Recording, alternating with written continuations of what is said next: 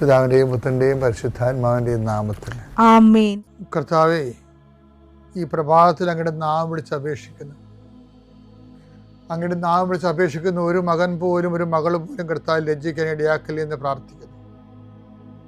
കർത്താവേ, നിന്റെ തിരിച്ചുവരെ ഓർത്തുകൊണ്ട് പ്രാർത്ഥിക്കുന്നു. നിന്റെ തിരുവിലാല മുറിവിനെ ഞങ്ങൾ ഈ പ്രഭാതത്തിൽ കുമ്പിട്ട് ആരാധിച്ചുകൊണ്ട് പ്രാർത്ഥിക്കുന്നു.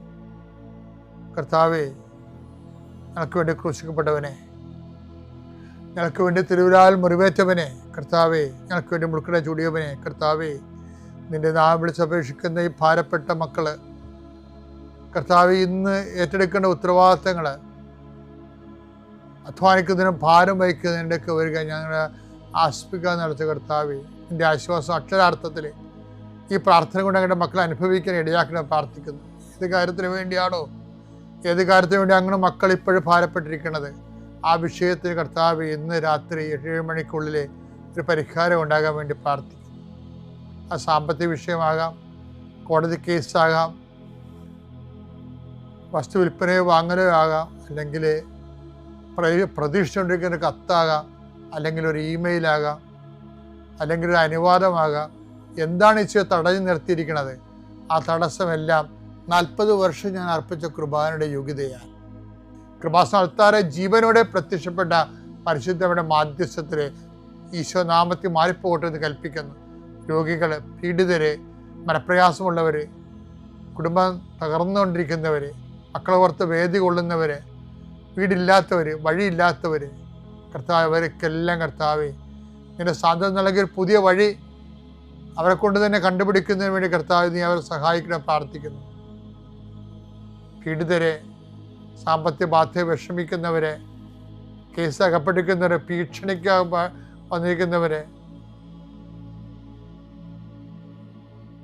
ഓരോരുത്തരും ഡേറ്റ് പറഞ്ഞതിന് ശേഷം കർത്താവ് അത് പാലിക്കാൻ പറ്റാത്ത രീതിയിൽ വലിയ വിക്ഷോഭങ്ങളിലേക്കും പോകുന്നവർ, അതിൻ്റെ മാനസിക സമ്മർദ്ദം അനുഭവിക്കുന്നവർ, കർത്താവിൻ്റെ കരുണ അവിടെ സ്ഥാപിക്കുകയും അതിനെല്ലാം അതിജീവിക്കാനുള്ള പുതിയ മാർഗങ്ങളെ കർത്താവ് കണ്ടുപിടിക്കുകയും, കർത്താവ് ധൈര്യമായിരിക്കുക, ഞാൻ നിന്നോട് കൊണ്ടുവന്ന് അളിച്ച കർത്താവിൻ്റെ സാന്നിധ്യം അനുഭവിക്കാൻ ഇടയാകാൻ കൃപാസനത്താറെ ജീവനോടെ പ്രത്യക്ഷപ്പെട്ട പരിശുദ്ധ അമ്മയുടെ കരങ്ങളിലേക്ക് നിന്റെ കുടുംബത്തെ ഞാൻ ഏൽപ്പിച്ചുകൊണ്ട് പിതാവിൻ്റെയും പുത്രൻ്റെയും പരിശുദ്ധ നാമത്തിൽ നിന്നെ ആശീർവദിക്കും. അമ്മേ പരിശുദ്ധ അമ്മേ, അമ്മേ പരിശുദ്ധ ദൈവമാതാവേ, കൃപാസനത്തിലൂടെ ഞങ്ങളുടെ ദേശത്തിനും അമ്മ മധ്യസ്ഥം തേടി തന്ന എല്ലാ അനുഗ്രഹങ്ങൾക്കും കൃപകൾക്കും ഞങ്ങളിപ്പോൾ ഹൃദയം നിറഞ്ഞ നന്ദി പറയുന്നു.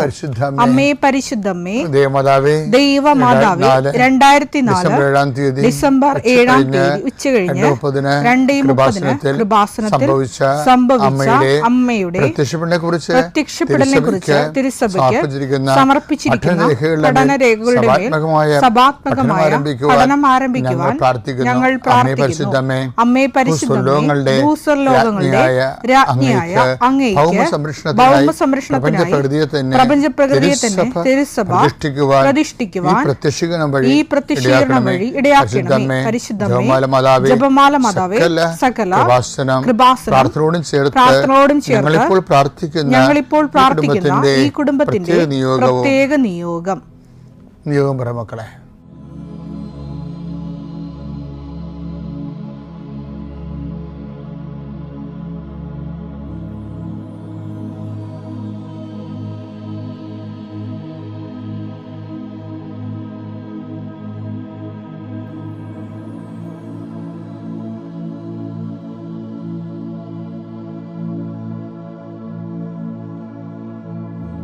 അമ്മയുടെ പ്രത്യക്ഷീകരണത്തിന്റെ ഈ അനുഗ്രഹവേളയിൽ ഞങ്ങൾക്ക് സാധിച്ചു തരുവാൻ കനിയണമേ. ആമേൻ. ഈ ദിവസങ്ങളൊരു വലിയ വിസ്തൃതമായ ചിന്ത മനസ്സിൽ വന്ന്, നിക്കിയ സുനഹദോസിലെ ആണ് നമ്മുടെ വിശ്വാസ പ്രമാണം ക്രോഡീകരിച്ചത്. വിശ്വാസ പ്രമാണത്തിന്റെ ക്രോഡീകരണത്തിലെ വിശുദ്ധ എസ്തപ്പാനോസിനുള്ള പങ്ക് കഴിഞ്ഞ ദിവസം ആൾത്താറ എന്നപ്പോൾ ഈശോ പറഞ്ഞാണ്, ഇത് ഈ മിക്ക സുനദോസും എസ്തപ്പാനോസും തമ്മിൽ ബന്ധമുണ്ടെന്ന്. ഞാൻ തന്നെ അത്ഭുതപ്പെടുകയും ഞാൻ കുറച്ചു നേരം വിസ്മയിച്ചിരുന്നത്. അതായത് AD 325 നിക്കയ സുനദോസിൽ നമ്മൾ ഇന്നത്തെ ഏറ്റവും സഭയുടെ ശക്തിയായ വിശ്വാസപ്രമാണം ക്രോഡീകരിക്കപ്പെട്ടത്. അപ്പം അതിൻ്റെ വാർഷികത്തിലാണ് കഴിഞ്ഞ ദിവസം നിക്കയിൽ തുർക്കിയിൽ നമ്മുടെ പരിശുദ്ധ പിതാവ് പോയത്. അപ്പോൾ പരിശുദ്ധ പിതാവ് അവിടെ ചെന്നപ്പോൾ അവിടെ Syrian Orthodox patriarchs, Alexandrian Orthodox patriarchs അവരൊക്കെയാണ് ഉണ്ടായിരുന്നത്. അപ്പോൾ ഇവിടെ കുറേ കേരളത്തിൽ കുറേ ആവാന്തര സഭകളൊക്കെ ഉണ്ടല്ലോ. അപ്പോൾ അവരുടെ ആരെയും പ്രതിനിധി അവിടെ ഇല്ല. നിക്കയ സുനദോസിൻ്റെ കാലത്ത് ഉണ്ടായിരുന്ന അലക്സാൻഡ്രിയൻ പാർത്തിയാർക്കിസ്, സിറിയൻ ഓർത്തഡോക്സ് പാർത്തിയാർക്കിസ്, അതുപോലെ തന്നെ റോമൻ പാർത്തിയാർക്കിസ്, അവരെല്ലാം അവിടെ സംഘടിപ്പിച്ച് കൂടിയത്. അപ്പം അന്ന് വിശ്വാസ പ്രമാണത്തിന് എടുത്ത ഒരു വിശ്വാസത്തിൻ്റെ ഒരു സംഭവം എന്താണ്? അതായത് അവിടുന്ന് മരിച്ച് ഉയർത്തെഴുന്നേറ്റ് പിതാവിൻ്റെ വലതുഭാഗത്തിരിക്കുന്നു. അപ്പം പിതാവിൻ്റെ വലതുഭാഗത്തിരിക്കുന്ന യേശു, അത് ആദിമസഭയുടെ ഏറ്റവും വലിയ വിശ്വാസങ്ങളിലൊന്നാണത്. കർത്താവ് ജീവിച്ചിരുന്ന കാലത്ത് പറഞ്ഞിട്ടുണ്ട്. എന്താണ്? നമ്മുടെ ഈ 26:64 മത്തായിയുടെ സുവിശേഷം, മനുഷ്യപുത്രൻ ശക്തിയുടെ വലതുവശത്ത് ഉപവിഷ്ടനാകുമെന്ന്. മത്തായി 26:64. യേശു അവനോട് പറഞ്ഞു, നീ പറഞ്ഞുവല്ലോ, എന്നാൽ ഞാൻ നിന്നോട് പറയുന്നു, ഇപ്പോൾ മുതൽ മനുഷ്യപുത്രൻ ശക്തിയുടെ വലതുഭാഗത്ത് ഉപവിഷ്ടനായിരിക്കുന്നതും വാനമേഘങ്ങളിൽ വരുന്നതും നിങ്ങൾ കാണും. അപ്പൊ അത് ക്രിസ്തു വെളിപ്പെടുത്തിയ സ്വർഗീയ രഹസ്യമാണ്. നിങ്ങൾ കാണുമെന്നാ പറഞ്ഞത്. പക്ഷെ ആദ്യം കണ്ടതാരാ?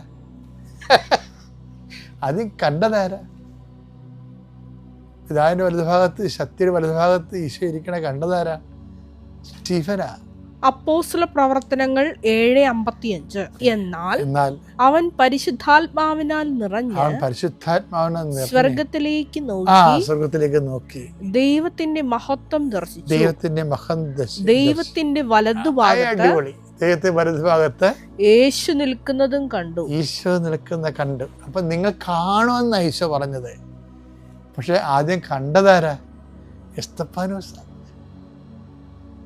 എസ്തഫാനോസിന്റെ ആ കാഴ്ച ആദിമസഭയുടെ കാഴ്ചയാണ്. ആദിമസഭയുടെ കാഴ്ചയാണ് നിക്കയ സുനദോസ് ക്രോഡീകരിക്കുന്നത്. അതാണ് നമ്മൾ ഇന്നും പറയണത്. അതാ നിക്കയ സുനദോസിൻ്റെ ക്രോഡീകരണത്തിൽ എസ്തഫാനോസിൻ്റെ പങ്കെന്ന് പറയുന്നത് നിസ്സാര പങ്കല്ല ശരിക്കും പറഞ്ഞാൽ. പക്ഷെ കാണുമ്പോഴെപ്പോഴും ഓർക്കേണ്ടതാണ്, നമുക്കിത് കാണുന്നതിനൊരു കുഴപ്പമൊന്നുമില്ല.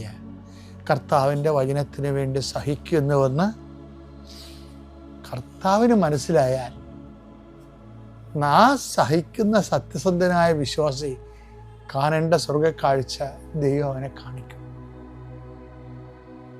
ഈ ഭൂമിയിൽ വെച്ച് തന്നെ സ്വർഗത്തിൻ്റെ കാഴ്ച കാണണം.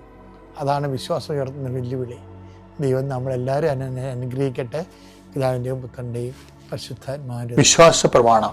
സർവശക്തനായ പിതാവും ആകാശത്തിന്റെയും ഭൂമിയുടെയും സൃഷ്ടാവുമായ ദൈവത്തിൽ ഞാൻ വിശ്വസിക്കുന്നു.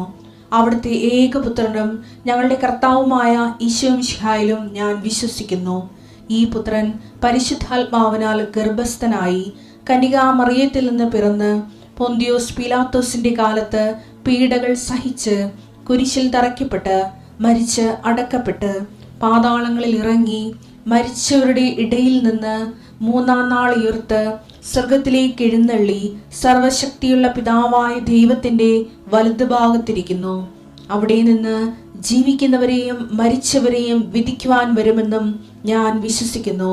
പരിശുദ്ധാത്മാവിലും ഞാൻ വിശ്വസിക്കുന്നു. വിശുദ്ധ കത്തോലിക്കാ സഭയിലും പുണ്യവാന്മാരുടെ ഐക്യത്തിലും പാപങ്ങളുടെ മോചനത്തിലും ശരീരത്തിന്റെ ഉയർപ്പിലും നിത്യമായ ജീവിതത്തിലും ഞാൻ വിശ്വസിക്കുന്നു. ആമേൻ. സ്വർഗ്ഗസ്ഥനായ ഞങ്ങളുടെ പിതാവേ, അങ്ങയുടെ നാമം പൂജിതമാകണമേ. അങ്ങയുടെ രാജ്യം വരണമേ. അങ്ങയുടെ തിരുമനസ് സ്വർഗത്തിലെ പോലെ ഭൂമിയിലുമാകണമേ. അന്നു വേണ്ടുന്ന ആഹാരം ഇന്ന് ഞങ്ങൾക്ക് തരണമേ. ഞങ്ങളോട് തെറ്റ് ചെയ്യുന്നവരോട് ഞങ്ങൾ ക്ഷമിക്കുന്നത് പോലെ ഞങ്ങളുടെ തെറ്റുകൾ ഞങ്ങളോടും ക്ഷമിക്കണമേ. ഞങ്ങളെ പ്രലോഭനത്തിൽ ഉൾപ്പെടുത്തരുതേ, തിന്മയിൽ ഞങ്ങൾ രക്ഷിക്കണമേ. ആമേൻ. നന്മ തെളിഞ്ഞു മറിയമേ, സ്വസ്തി. കർത്താവ് അങ്ങയുടെ കൂടെ സ്ത്രീകളിൽ അങ്ങ് അനുഗ്രഹിക്കപ്പെട്ടവളാകുന്നു. അങ്ങയുടെ ഉദരത്തിൻ ഫലമായി ഈശോ അനുഗ്രഹിക്കപ്പെട്ടവനാകുന്നു. പരിശുദ്ധ മറിയമേ, തമ്പുരാന്റെ അമ്മേ, പാപികളായ ഞങ്ങൾക്ക് വേണ്ടി ഇപ്പോഴും ഞങ്ങളുടെ മരണസമയത്തും തമ്പുരാനോട് അപേക്ഷിക്കണമേ. ആമേൻ. ഞാൻ അമ്പലപ്പുഴയിൽ നിന്നും വരുന്നു. 2019 മാർച്ച് മാസത്തിൽ ഞാനിവിടെ വന്ന് ഉടമ്പടി സ്വീകരിച്ചു. എൻ്റെ മകളുടെ 2ാമത്തെ പ്രസവത്തിന് 5ാം മാസത്തിലെ സ്കാനിങ്ങിൽ അമൃത ഹോസ്പിറ്റലിലായിരുന്നു ഞങ്ങൾ കാണിച്ചുകൊണ്ടിരുന്നത്.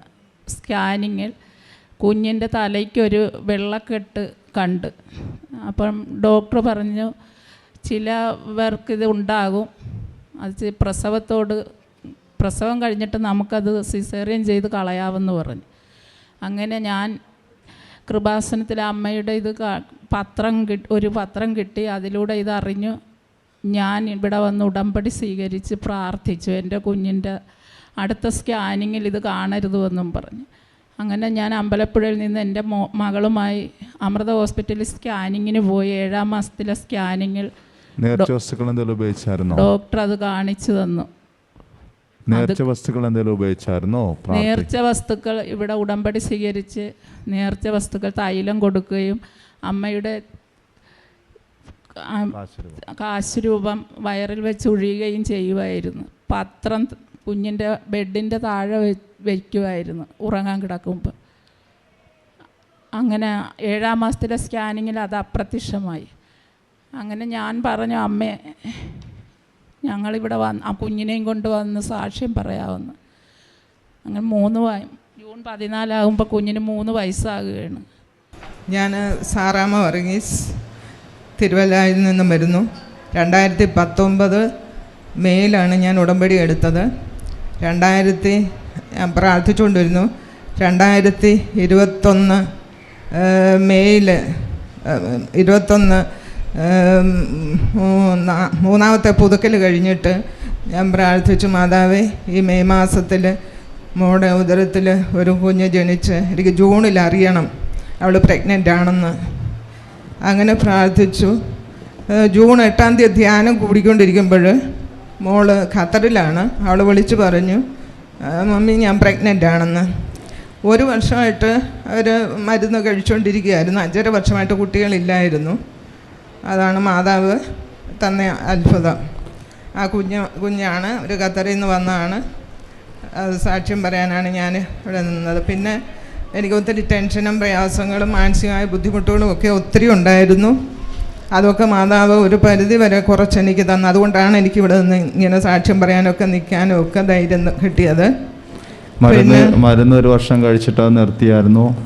നിർത്തി. ഞാൻ പറഞ്ഞ് കഴിക്കണ്ട, പിന്നെയും കഴിക്കാൻ പറയുന്നു. ഞാൻ പറഞ്ഞു കഴിക്കണ്ട, ഞാൻ മാതാവിനോട് ഞാൻ കൃപാസനത്തിൽ പോകുന്നുണ്ട്, ഞാൻ പ്രാർത്ഥിച്ചോളാം, അല്ലല്ലോ ഇനിയും വരുമ്പോൾ അച്ഛനെ വന്ന് കാണാം എന്നൊക്കെ പറഞ്ഞിരിക്കുമ്പോഴാണ് പിറ്റേ മാസം പറഞ്ഞത് ഞാൻ പ്രഗ്നൻ്റ് ആണ് എന്ന്. അതൊരു വലിയ അത്ഭുതമായിരുന്നു. പിന്നെ എനിക്ക് തൈലം തേച്ച് ദേഹത്ത് തടിപ്പുണ്ടായിരുന്നത് അത്ഭുതകരമായിട്ട് മാറിക്കിട്ടി. പിന്നെ മോള് CA ഫൈനൽ എക്സാം പഠിച്ചുകൊണ്ട് ഒരു ഗ്രൂപ്പ് പാസ്. എൻ്റെ പേര് ബിജി. ഞാൻ തിരുവനന്തപുരത്ത് നിന്നാണ് വരുന്നത്. ഞാൻ 2020 ഫെബ്രുവരിയിലാണ് ആ ഉടമ്പടി എടുക്കുന്നത്. എൻ്റെ ഹസ്ബൻഡിൻ്റെ അമ്മയ്ക്ക് 33 വർഷമായിട്ട് പൈൽസ് ഉണ്ടായിരുന്നു. അപ്പോൾ അമ്മ വിദേശത്താണ് ജോലി ചെയ്യുന്നത്, സൗദിയിലാണ്. അമ്മയ്ക്ക് ഞങ്ങൾ ഇവിടെ വന്ന് ഉടമ്പടി എടുത്തതിന് ശേഷം ഇവിടുത്തെ തൈലം വേറൊരാളുടെ കയ്യിൽ കൊടുത്തു വിട്ടിരുന്നു. അപ്പോൾ അമ്മ അത് ഉപയോഗിച്ച് പ്രാർത്ഥിച്ചതിൻ്റെ ഫലമായിട്ട് പൈൽസ് മാറിക്കിട്ടി. എത്ര വർഷമായിട്ടാണ്? 33 വർഷമായിട്ട് അമ്മയ്ക്കുണ്ടായിരുന്ന പൈൽസ് രോഗം മാറിക്കിട്ടി. അതിനുശേഷം അമ്മയ്ക്ക് കോവിഡ് വന്നു. അപ്പോൾ അതും പൂർണ്ണമായിട്ട് സൗഖ്യപ്പെട്ടു. പിന്നീട് എൻ്റെ മകൾക്ക്, എൻ്റെ 2ാമത്തെ കുഞ്ഞിന് ഒരു കിഡ്നിക്ക് വലിപ്പം കൂടുതലായിരുന്നു. അപ്പോൾ അവൾക്ക് 2019 നവംബറിലാണ് അവളെ പ്രസവിച്ചത്. അപ്പോൾ ഡിസംബർ ആയപ്പോൾ അവൾക്ക് ചെറിയൊരു യൂറിൻ ഇൻഫെക്ഷനൊക്കെ വന്ന് ഞങ്ങൾ ഡോക്ടറെ കാണിച്ചപ്പോൾ അവൾക്ക് ഒരു കിഡ്നിക്ക് വലിപ്പം കൂടുതലാണെന്ന് പറഞ്ഞു. അപ്പോൾ വീണ്ടും സ്കാൻ ചെയ്യണം, തിരുവനന്തപുരം SITയിൽ പോയി ട്രീറ്റ്മെൻറ്റ് എടുക്കണമെന്ന് പറഞ്ഞു. അപ്പോൾ ഞങ്ങൾ പെട്ടെന്ന് തന്നെ ഇവിടെ ഉടമ്പടി എടുക്കാമെന്ന് നേർന്നു. അതിന് ഫലമായിട്ട് ഞങ്ങൾ SITയിൽ പോയി അവിടെ കാണിച്ചപ്പോൾ അവർ പറഞ്ഞു ട്രീറ്റ്മെൻറ്റ് ഒന്നും എടുക്കണ്ട, വീണ്ടും ഒരു സ്കാൻ കൂടി ചെയ്യാൻ പറഞ്ഞു. അങ്ങനെ ഞങ്ങൾ സ്കാൻ ചെയ്തപ്പോൾ അത് കിഡ്നി നോർമലായിട്ടുണ്ടെന്ന് പറഞ്ഞു. പിന്നീട് ഞങ്ങൾ കൊറോണ കാരണം ഇങ്ങോട്ടൊന്നും വരാൻ സാധിച്ചില്ല. പിന്നെ ഇപ്പോൾ ഈ 2022 വന്ന് ഞങ്ങൾ വീണ്ടും ഉടമ്പടി പുതുക്കിയത്. അത് കഴിഞ്ഞിട്ട് ഒരു ജോലിക്ക് വേണ്ടി ഞങ്ങളിവിടെ ഉടമ്പടിയിൽ പറഞ്ഞിരുന്നു. അപ്പോൾ എനിക്കിപ്പോൾ ഒരു ജോലി ശരിയായി, സൗദിയിലേക്ക് പോകുന്നതിനാണ്. മെയ് 15 തീയതിയിലാണ് എനിക്ക് പോകേണ്ടത്. പിന്നെ എനിക്ക് ഭയങ്കരമായിട്ട് ഒരു ദിവസം പെട്ടെന്ന് ഭയങ്കര ക്ഷീണവും തളർച്ചയൊക്കെ വന്നിരുന്നു. ഞങ്ങൾ ഇതുവഴി പോയപ്പോൾ ഇവിടെ ഒന്ന് കയറിയിട്ട് പോയിരുന്നു. അതിനുശേഷം വീട്ടിൽ ചെന്നതിന് ശേഷം എനിക്ക് ഭയങ്കര ക്ഷീണവും തളർച്ചയായിരുന്നു. എന്താണെന്ന് അറിയില്ല, എനിക്ക് ഭയങ്കര കോൺസ്റ്റിപ്പേഷനൊക്കെ ഉണ്ടായി. അങ്ങനെ ഞാൻ തന്നെ സ്വയം ചെക്ക് ചെയ്തപ്പോഴും മനസ്സിലായി ഉള്ളിലൊരു മുഴയുണ്ടെന്ന്. അപ്പോൾ എനിക്ക് ഭയങ്കര വിഷമം വരും. ഞാനത് ആരോടും പറഞ്ഞില്ല, എൻ്റെ ഹസ്ബൻഡിനോട് ആരോടും പറഞ്ഞില്ല. എൻ്റെ അമ്മ മാതാവിൻ്റെ മുമ്പിൽ മാത്രം കരഞ്ഞ് ഞാൻ കണ്ണീരോടെ ഞാൻ പ്രാർത്ഥിച്ചു. എനിക്ക് ജോലിയുടെ ആവശ്യങ്ങൾക്ക് പോകണം, എൻ്റെ മക്കളൊക്കെ കുഞ്ഞുങ്ങളാണ്, കൊച്ചു കുഞ്ഞുങ്ങളാണ്, അവരെ വളർത്തണം. ഇങ്ങനെയൊക്കെ ഒരു ബുദ്ധിമുട്ട് വന്നാൽ എനിക്ക് ചിലപ്പോൾ ഓപ്പറേഷനോ അങ്ങനെയൊക്കെ കാര്യങ്ങൾ വേണ്ടി വരുമല്ലോ എന്നൊക്കെ ഞാൻ അങ്ങനെയൊക്കെ ചിന്തിച്ച് മാതാവിൻ്റെ അടുത്ത് ഞാൻ കരഞ്ഞ് പ്രാർത്ഥിച്ചു. അങ്ങനെ ഞാൻ ഇവിടുത്തെ വെഞ്ചരിച്ച തൈലം ഉപയോഗിച്ച് ഞാൻ പ്രാർത്ഥിച്ചു. അതിൻ്റെ ഫലമായിട്ട് എനിക്ക് ആ ഒരു ക്ഷീണവും തളർച്ചയും ബുദ്ധിമുട്ടും ഒക്കെ പൂർണ്ണമായും എനിക്ക് മാറിക്കിട്ടി. പിന്നെ അതിൻ്റെ ഒരു തളർച്ച ക്ഷീണമോ ഒന്നും ഇതുവരെ ഉണ്ടായിട്ടില്ല. പിന്നീട് കുടുംബ പ്രാർത്ഥനയൊക്കെ ചൊല്ലുന്നതിന് ഇവിടെ ഉടമ്പടിയൊക്കെ എടുക്കുന്നതിന് മുമ്പ് ഭയങ്കര മടിയൊക്കെ ആയിരുന്നു. അപ്പോൾ അതൊക്കെ മാറിക്കിട്ടി. എല്ലാ ദിവസവും മുടങ്ങാതെ കുടുംബ പ്രാർത്ഥന ചൊല്ലുവാനും സാധിക്കുന്നുണ്ട്. മുട്ടുകുത്തി ജോമാല ചൊല്ലുവാനും എനിക്ക് മടിയായിരുന്നു. അപ്പോൾ അതും മാറിക്കിട്ടി. എല്ലാ ദിവസവും മുട്ടുകുത്തി തന്നെ ജോമാല ചൊല്ലുവാൻ എനിക്കിപ്പോൾ സാധിക്കുന്നുണ്ട്. പിന്നീട് എൻ്റെ കുഞ്ഞുങ്ങൾക്ക്, എൻ്റെ മൂത്ത മകന് സംസാരിക്കുമ്പോൾ അവന് നല്ലപോലെ അക്ഷരങ്ങളൊന്നും സ്ഫുടമായിട്ട് വരില്ലായിരുന്നു. അപ്പോൾ അമ്മ മാതാവിനോട് ഞാനത് പ്രാർത്ഥിച്ചു. അതിൻ്റെ ഫലമായിട്ട് അവനിപ്പോൾ അതിലൊക്കെ ഒത്തിരി മാറ്റങ്ങളുണ്ടായിട്ടുണ്ട്. അതുപോലെ തന്നെ എൻ്റെ ഹസ്ബൻഡിൻ്റെ അനിയത്തിക്ക് അവളുടെ കുഞ്ഞിനും ഒരു വിക്കലുണ്ടായിരുന്നു. അവളിവിടെ വന്ന് ഉടമ്പടി എടുത്തു. അതിൻ്റെ ഫലമായിട്ട് അവൾക്കിപ്പോൾ പൂർണ്ണമായിട്ടും ആ വിക്കൽ മാറി കിട്ടിയിട്ടുണ്ട്. എൻ്റെ പേര് ആലീസ് പൗലോസ്. ഞാൻ എറണാകുളം ജില്ല ചെറായിൽ നിന്ന് വരുന്നു. ഞാൻ മാർച്ച് 17 2021 ഇവിടെ വന്നുകൊണ്ട് ഉടമ്പടി എടുത്തു. ഞാൻ 18 കൊല്ലമായിട്ട് എൻ്റെ ഭയങ്കര കാലുവേദനയായിരുന്നു, കാൽമുട്ട് തേയ്മാനം മൂലം. പക്ഷേ ഇനി ഇവിടെ വന്ന് പിറ്റേ ദിവസം തന്നെ എനിക്ക് മരുന്നില്ലാതെ ഈ നിമിഷം വരെ നടക്കുവാൻ സാധിക്കുന്നുണ്ട്. ഒരുപാട് എനിക്ക് ബുദ്ധിമുട്ടുണ്ടായിരുന്നു, മുട്ടുകുത്തുവാനും ബുദ്ധിമുട്ടായിരുന്നു. പക്ഷേ പ്രത്യക്ഷീകരണ പ്രാർത്ഥന ചെല്ലുന്ന സമയത്ത് ഞാൻ മുട്ടുകുത്തി പ്രാർത്ഥന ചെല്ലുമായിരുന്നു. അങ്ങനെ തമ്പുരാൻ എന്നെ അനുഗ്രഹിച്ചു. പിന്നെ എനിക്കുണ്ടായത് വലിയൊരു അപകടമുണ്ടായിരുന്നു. ട്രാൻസ്പോർട്ട് ബസ്സിൻ്റെ മുൻപിൽ ഞാൻ കമന്നടിച്ച് വീണു. ആ നിമിഷം വേറൊരു വാഹനങ്ങളൊന്നും വന്നില്ല. അമ്മയുടെ കാശുരൂപവും കൊന്തയും എൻ്റെ കയ്യിലുണ്ടായിരുന്നു. എനിക്ക് നേരിയൊരു പോറൽ മാത്രം എൻ്റെ കൈക്കുണ്ടായിരുന്നുള്ളൂ. അത് വീട്ടിൽ വന്ന് ഉടമ്പടി തൈലം പുരട്ടി അതും എനിക്ക് സൗഖ്യപ്പെട്ട് കിട്ടി. പിന്നെ എനിക്ക് പോക്ക് വരവ് നടത്തുവാനായിട്ട് ഒരുപാട് നാളുകൊണ്ട് ഞാൻ നടക്കുന്നത്, പക്ഷേ എനിക്ക് നടന്നിരുന്നില്ല. 4 കൊല്ലമായിട്ട് ഞാൻ നടക്കുകയാണ് പോക്ക് വരവിന് വേണ്ടി. പക്ഷേ അത് തടസ്സം മൂലം ഞാൻ പോകാതിരുന്നു. ഇവിടെ വന്നിരുന്നു കൊണ്ട് ഉടമ്പടി എടുത്തതിന് ശേഷം വീണ്ടും നാത്തും ചെന്നുകൊണ്ട് കൊടുത്തു.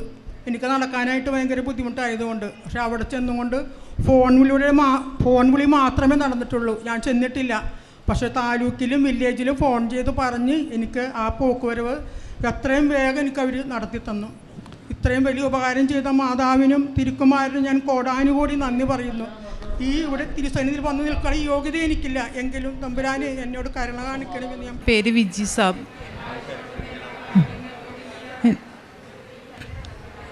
എൻ്റെ പേര് വിജി സാബു.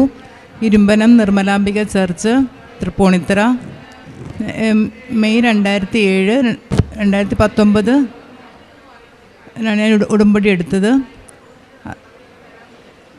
എൻ്റെ ഭർത്താവിന് 1 വർഷത്തിന് മേലുണ്ടായിരുന്ന ഷുഗർ മൂലം കാല് പഴുത്ത് വ്രണമായിട്ടിരുന്നത്. ഉടമ്പടിത്ത മൂലം അച്ഛനെ കണ്ട് അച്ഛൻ പറഞ്ഞു, അച്ഛന് തലയിൽ കൈവച്ചു പ്രാർത്ഥിച്ചു. അതിൻ്റെ ഫലമായി ഉടമ്പടി തൈലവും ഉപ്പും ഉപയോഗിച്ച് പൂർണ്ണമായും കരിഞ്ഞുണങ്ങി തന്നു. എന്തുമാത്രം ഉണ്ടായിരുന്നു ആ മുറിവ് എന്തുമാത്രം ഉണ്ടായിരുന്നു? ഒരു വിരലിട്ടാൽ ഡോക്ടർ വിരലിട്ടിട്ട് നല്ലോണം കൈ നല്ല ആഴത്തിലുള്ള മുറിവായിരുന്നു. ഈ മകൾക്ക് എനിക്ക് ഒരു 20 വർഷത്തിന് മേൽ പഴക്കമുണ്ടായിരുന്ന ശ്വാസം മുട്ടൽ ഉടമ്പടി എടുത്തതുപോലെ പൂർണ്ണമായും ഇന്ന് വരെ എനിക്ക് അസുഖം വന്നിട്ടില്ല. അതുകൂടാതെ എൻ്റെ മകൾക്ക് ഡിഗ്രി കഴിഞ്ഞ ഉടനെ തന്നെ നല്ലൊരു ജോലിയിൽ പ്രവേശിക്കാൻ സാധിച്ചു. അതുപോലെ ഞങ്ങൾക്ക് ഒരു കട തുടങ്ങാനുള്ള വലിയ ആഗ്രഹം ഉണ്ടായിരുന്നു. ഇവിടെ കൃപാസനത്തിൽ വിളിച്ച് പറഞ്ഞു. അതിൻ്റെ ഫലമായി മെയ് 7-ാം തീയതി കഴിഞ്ഞ വർഷം മെയ് 7-ാം തീയതി കട തുടങ്ങാനുള്ള അനുഗ്രഹം അമ്മ തന്നു. ഞങ്ങൾക്ക് ചെറുതും വലുതുമായിട്ടുള്ള ഒത്തിരി അനുഗ്രഹങ്ങൾ അമ്മ തന്നിട്ടുണ്ട്. സാക്ഷ്യം പറയാൻ താമസത്തിൽ മാപ്പ് പറയുന്നു. അമ്മയ്ക്കും കൃപാസമാതാവിനും 1000 നന്ദി. എൻ്റെ പേര് ഗ്രേസി ജോസഫ്. ഞാൻ പൊള്ളേത്തയിൽ നിന്ന് വരുന്നു. ഞാൻ 18-ലാണ് ഉടമ്പടി എടുത്തത്. എനിക്ക് 8 വർഷത്തിന് മുമ്പ് നടുവിന് ഭയങ്കര വേദനയായിരുന്നു. വേദന ആയിട്ട് ഞാൻ കുറേ മരുന്നൊക്കെ പുരട്ടിയെങ്കിലും ഒന്നും മാറിയില്ല. ഞാൻ ഡോക്ടറെ കാണാൻ ചെന്നപ്പോൾ എന്നോട് സ്കാൻ ചെയ്യാൻ പറഞ്ഞു. സ്കാൻ ചെയ്തപ്പോൾ ഡോക്ടർ പറഞ്ഞു 2 കിഡ്നിയിൽ ഒരെണ്ണം കാണുവാനില്ല, 1 കിഡ്നി മാത്രമേ ഉള്ളൂ, അത് ചെറിയ തോതിൽ മാത്രമേ പ്രവർത്തിക്കുന്നുള്ളൂ. വീണ്ടും എന്നോട് ബ്ലഡ് ചെക്ക് ചെയ്യാൻ പറഞ്ഞു. ബ്ലഡ് പരിശോധിക്കാൻ കൊടുത്തപ്പോൾ ഞാൻ മാതാവിനെ വിളിച്ച് എപ്പോഴും നിരന്തരമായിട്ട് പ്രാർത്ഥിച്ചതിൻ്റെ ഫലമായി ബ്ലഡിൽ എനിക്ക് അപ്പോഴും 1 കിഡ്നി മാത്രമേ ഉള്ളൂ. പക്ഷേ അത് കുഴപ്പമില്ല, അത് നല്ലപോലെ പ്രവർത്തിക്കുന്നു എന്ന് പറഞ്ഞു. ഞാൻ അത് കഴിഞ്ഞ് ഈ 8 വർഷത്തിനുള്ളിൽ ഞാൻ ഡോക്ടറെ കാണാൻ പോകാനോ ഒന്നും പറ്റിയില്ല. ഈ കഴിഞ്ഞതിൻ്റെ മുമ്പത്തെ മാസം എനിക്ക് വീണ്ടും നടുവിന് വേദന വന്നു. വേദനയായിട്ട് എനിക്ക് 1 കപ്പ് വെള്ളം പോലും കുനിഞ്ഞെടുക്കാൻ പറ്റാത്ത അവസ്ഥയായി. അങ്ങനെ ഞാൻ ജോലിക്കൊന്നും പോകാതെ വീട്ടിൽ തന്നെയായി. ഞാൻ വീണ്ടും ഡോക്ടറെ കാണാൻ ചെന്നപ്പോൾ ഡോക്ടർ പറഞ്ഞ് തനിക്ക് ആ സ്കാൻ ചെയ്ത റിസൾട്ടുമായിട്ടാണ് ഞാൻ ചെയ്യുന്നത്. റിസൾട്ടുമായിട്ട് ചെന്നപ്പോൾ ഡോക്ടർ ഇത് നോക്കിയിട്ട് എന്നോട് പറഞ്ഞ് ഇത് എക്സ്റേ എടുക്കണം, തനിക്ക് ഒരു മരുന്നും ഇപ്പോൾ തരാൻ പറ്റില്ല, പോയി എക്സ്റേ എടുത്തുകൊണ്ട് വരാൻ പറഞ്ഞു. എക്സ്റേ എടുത്തപ്പോൾ എനിക്ക് മൂത്രത്തിൽ കല്ലാണ് കിഡ്നിയിൽ. അങ്ങനെ ഞാൻ ഡോക്ടർ പറഞ്ഞ ഇങ്ങനെ ഇരിക്കുന്ന സമയത്ത് തനിക്ക് ഒരു കാര്യം കിഡ്നിയുടെ ഡോക്ടറെ കാണാൻ പറഞ്ഞു. ഞാൻ വീണ്ടും കിഡ്നിയുടെ ഡോക്ടറെ കാണാൻ പോയി ഡേറ്റ് കൊടുത്ത് കിഡ്നിയുടെ ഡോക്ടറെ കാണാൻ ചെന്നപ്പോൾ ഡോക്ടർ എൻ്റെ അടുക്കെ പറഞ്ഞ് ഇത് സ്കാൻ ചെയ്യണം, അല്ലാതെ തനിക്ക് ഒരു മരുന്നും തരാൻ പറ്റിയല്ല, വേറെ മരുന്നൊന്നും തനിക്ക് കഴിക്കാൻ പറ്റാത്തത് കൊണ്ട് മരുന്നൊന്നും തരാൻ പറ്റിയല്ല, ഈ വേദന എന്തെങ്കിലും ഓയിൽമെൻറ്റോ എന്തെങ്കിലും പുരട്ടി കുറച്ച് ദിവസം നിൽക്കുക, എന്നിട്ട് സ്കാൻ ചെയ്തിട്ട് നമുക്ക് എന്താണെന്ന് വെച്ചാൽ ചെയ്യാമെന്ന് പറഞ്ഞു. അപ്പോൾ സ്കാൻ ചെയ്യാൻ അടുത്ത ആഴ്ചയിലേക്ക് എനിക്ക് സ്കാൻ ചെയ്യാനായിട്ടുള്ള തീയതി ഇട്ട് തന്ന് ഞാൻ CT സ്കാൻ ചെയ്യാനായിട്ട് പോകുന്ന രാവിലെ തന്നെ ഞാൻ പ്രത്യക്ഷ പ്രാർത്ഥന ചൊല്ലിയപ്പോൾ ഞാൻ എൻ്റെ അമ്മ പ്രതീക്ഷണ പ്രാർത്ഥന ചൊല്ലിയപ്പോൾ എൻ്റെ അമ്മയോട് ഞാൻ പറഞ്ഞു, അമ്മേ ഞാൻ സ്കാൻ ചെയ്യാൻ പോയാണ്, സഞ്ചരിക്കുന്ന എൻ്റെ അമ്മ മാതാവാണ്, എൻ്റെ കൂടെ വന്നുകൊണ്ട് എനിക്ക് എന്താണ് ചെയ്തു തരേണ്ടത് അത് അവിടുന്ന് എനിക്ക് ചെയ്തു തരണം എന്ന് പറഞ്ഞ് ഞാൻ വണ്ടിയിലിരിക്കുമ്പോഴൊക്കെ ഞാൻ 33 വിശ്വാസ പ്രമാണം ചൊല്ലിക്കൊണ്ട് അത് സ്കാൻ ചെയ്യാൻ ചെന്ന് കഴിഞ്ഞപ്പോൾ അവിടെ ഇരുന്ന് ഞാൻ പ്രത്യക്ഷകരണ പ്രാർത്ഥന ചൊല്ലാൻ തുടങ്ങി. ഞാൻ അകത്ത് എന്നെ ഡോക്ടർ വിളിച്ചു. ഞാൻ അകത്ത് കയറിയപ്പോൾ ഡോക്ടർ പറഞ്ഞ് കിടന്നോളാൻ പറഞ്ഞ്. അങ്ങനെ ഞാൻ അപ്പം ഞാൻ പോകുന്നതിന് മുമ്പായിട്ട് എൻ്റെ കയ്യിൽ ഈ ജപമാലയിൽ ഞാൻ എൻ്റെ ഉടമ്പടി കാശുര ഞാൻ ഈ നൂല് കൊണ്ട് കെട്ടിയിട്ടിട്ട് ഇത് വലത് കയ്യിൽ പിടിച്ചുകൊണ്ടാണ് ഞാൻ പ്രത്യക്ഷ പ്രാർത്ഥന ചൊല്ലിക്കൊണ്ട് അവിടെ കിടന്നത്.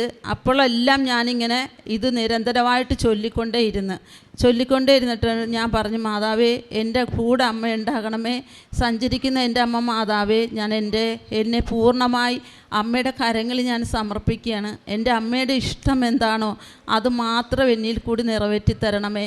എന്നിട്ട് ഞാൻ ഈശോയോട് പറഞ്ഞു, ഈശോയെ അങ്ങയിൽ ഞാൻ ആശ്രയിക്കുന്നു, അങ്ങയിൽ ഞാൻ ശരണം വെക്കുന്നു.